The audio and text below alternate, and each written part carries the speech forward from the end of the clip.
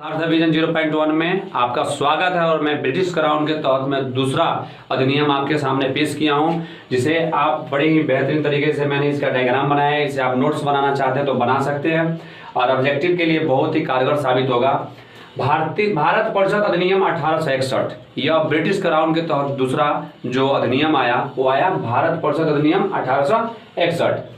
1861 का भारतीय परिषद अधिनियम भारत के संवैधानिक विकास के इतिहास में दो कारणों से विशेष महत्व रखता है। यानी यह जो परिषद अधिनियम जो आया ये दो कारणों से इतिहास में काफी पॉपुलर रहा है। पहला, इस अधिनियम के द्वारा गवर्नर जनरल की परिषद में भारतीय प्रतिनिधि, देखिए इसके पहले भारतीय लोगों को शामिल नहीं किया जाता था, लेकिन इस अधिनियम के जरिए सबसे पहले भारतीयों को शामिल किया गया। उन्हें विधायी कार्यों में सहयोग करने का अधिकार प्रदान किया गया।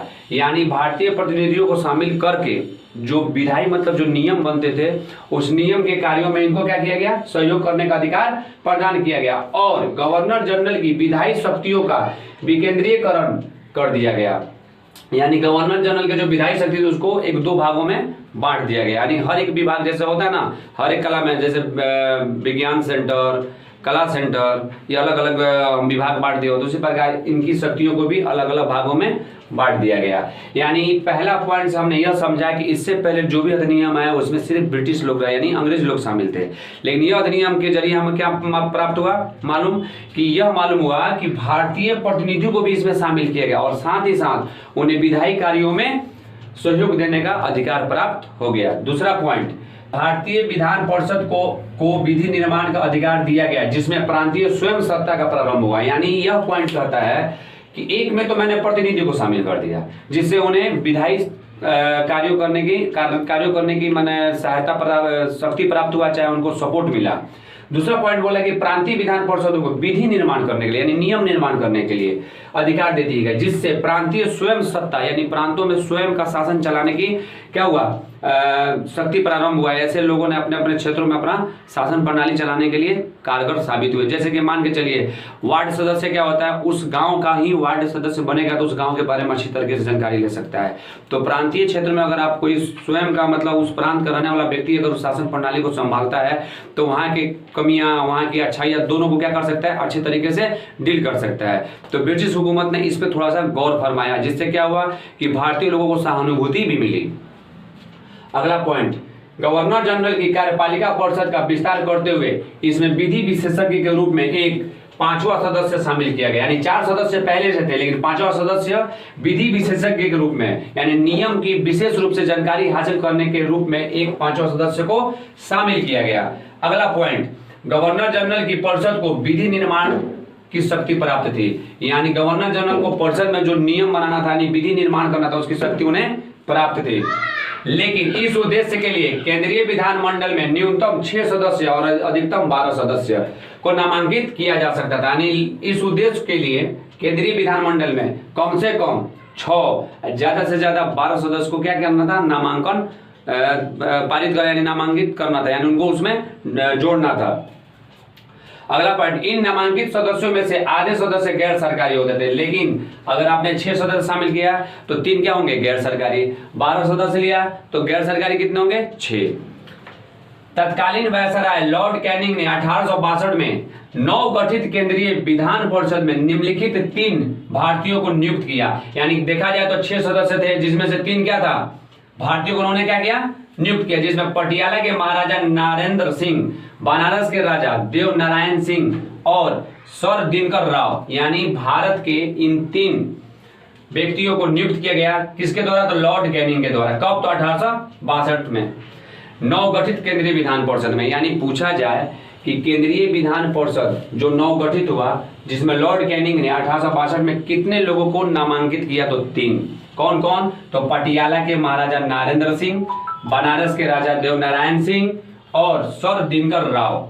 अगला पॉइंट, लॉर्ड कैनिंग ने विभागीय प्रणाली की शुरुआत की थी। यानी लॉर्ड कैनिंग जो थे किस प्रणाली की शुरुआत की थी बाबू, तो विभागीय प्रणाली की। अगर कोई पूछा जाता है विभागीय प्रणाली की शुरुआत किसने किया, तो बोलेगा लॉर्ड कैनिंग ने किया। अगला पॉइंट, इस अधिनियम के अनुसार बंबई,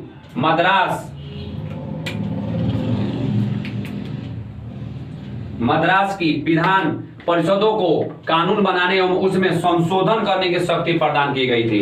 यानी कह रहा है कि इस अधिनियम के जरिए यानी भारत परिषद अधिनियम 1861 के जरिए हमें यह मालूम चला कि बंबई मद्रास के विधान परिषदों को कानून बनाने एवं उसमें संशोधन करने का शक्ति प्रदान कर दिया गया, यानी दे दिया गया। अगला पॉइंट कर रहा है, इस अधिनियम द्वारा उत्तर पश्चिम सीमांत क्षेत्र पंजाब और बंगाल में नई विधान परिषदों की स्थापना हुई। यानी उत्तर पश्चिम में सीमांत क्षेत्र, पंजाब और बंगाल में नई विधान परिषदों की, यानी नई विधान परिषदों की जो स्थापना हुआ, कहाँ हुआ, तो उत्तर पश्चिम सीमांत क्षेत्र, पंजाब और बंगाल में हुआ। अगला पॉइंट, गवर्नर जनरल को अध्यादेश जारी करने की शक्ति प्रदान की गई। यानी अध्यादेश मतलब अपना आदेश जारी करने का अधिकार इनको प्राप्त हो गया। किनको? गवर्नर जनरल को, जो कि आपातकाल में 6 माह तक प्रभावित रह सकता था। यानी जैसे राष्ट्रपति शासन लागू होता है ना, उसी प्रकार इस चीज को भी लागू करने का अधिकार गवर्नर जनरल को दे दिया गया। नोट, इन सभी विशेषताओं के होते हुए भी, माने जो मैं अभी बताया वो सारे के सारे इस अधिनियम के खासियत हैं। क्या है? इसके खासियत है, लेकिन इन खासियतों के साथ साथ इसमें कुछ कमी पाई गई। यानी हर एक चीज होता है तो उसमें अच्छाई भी होती है तो उसकी बुराई भी होती है। तो इसमें कुछ कमियां थी जो मैं 2 पॉइंट बना के मैंने लिख दिया है। पहला पॉइंट, विधान परिषद में गैर सरकारी सदस्यों की कोई प्रभावी भूमिका नहीं थी। ये लोग ना कोई प्रश्न पूछ सकते थे और ना ही बजट पर चर्चा कर सकते थे। थोड़ा सा इस पे गौर फरमाइएगा। अभी मैं जो एक बात बताया था कि मैं 6 सदस्य चुनूंगा, उसमें से क्या होगा, आधे क्या होंगे, गैर सरकारी होंगे। तो गैर सरकारी लोग को सिर्फ शामिल होना था, ना कि उस पर कोई सवाल करेंगे, ना ही उनकी कोई भूमिका थी, ना ही कोई उनको प्रश्न पूछना है। साथ ही वो बजट पे चर्चा भी नहीं करते, कौन सा बजट आ रहा है, कौन सा बजट जा रहा है। यानी एक तरफ से देखा जाए तो हमें भारतीयों को शामिल करके ब्रिटिश हुकूमत यह जताने की कोशिश की कि हम अच्छे हैं। दूसरी तरफ से हमारा अधिकार को वंचित करके अंकुश लगा दिया कि ठीक है आप बैठिएगा परिषद में, लेकिन आप सवाल नहीं पूछ सकते हैं कि ये काम क्यों किया जा रहा है। दूसरा कि जो बजट पेश होगा उस बजट में आपको खुश रहना, उसमें कोई भी सवाल और चर्चा नहीं करना। यानी देखा जाए तो हमें एक तरफ से शामिल करके अपंग बना दिया गया था, लेकिन हम भारतीयों को यह मालूमात करा दिया गया था कि नहीं, हम आपके समर्थन में हैं। इस पॉइंट से हमें यही देखने को मिलता है।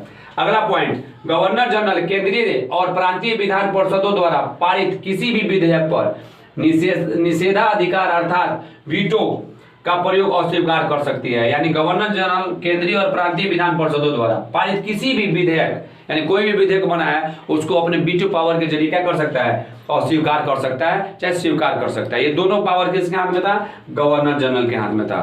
Thank you.